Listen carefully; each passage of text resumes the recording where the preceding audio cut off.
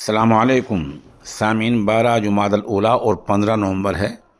خبر کا عنوان ہے نو منتخب امریکی صدر نے ویکسین مخالف شخص کو وزارت صحت کی محکمہ صحت کی پوری ذمہ داری سونپ دی ہے۔ یہ رابرٹ ایف ڈی کینیڈی ہیں اور ان کو ویکسین مخالف مانا جاتا ہے، اور انہوں نے اپنے دور میں ویکسین کے دور میں ویکسین کی بھرپور مخالفت کی ہے۔ مسٹر رابرٹ کو ٹرمپ نے 24 گھنٹے پہلے گزشتہ روز محکمہ صحت کا چیف تعینات کر دیا ہے۔ آپ کو پتہ ہے کہ جنوری میں ٹرمپ اقتدار میں آ جائیں گے، وہ ابھی سے اپنی ٹیم بنانے میں لگے ہوئے ہیں۔ ٹرمپ نے ٹویٹر پر لکھا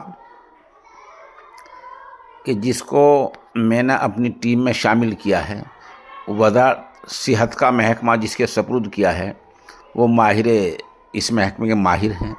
وہ امریکہ کے ہر شہری کی صحت کی حفاظت کریں گے اور صحت کو یقینی بنائیں گے، اور جو ملک میں ملاوٹ شدہ چیزیں تیار ہونے لگی ہیں، فروخت ہونے لگی ہیں، بک رہی ہیں، ان سب پر پابندی لگانے میں وہ بہترین شخص ہیں، اس لیے ان کو محکمہ صحت کی ذمہ داری سونپی گئی ہے۔ اب دیکھیے، ایک ویکسین مخالف شخص محکمہ صحت کا چیف بن جائے گا تو کچھ نہ کچھ بہتری کی امید رکھی جائے۔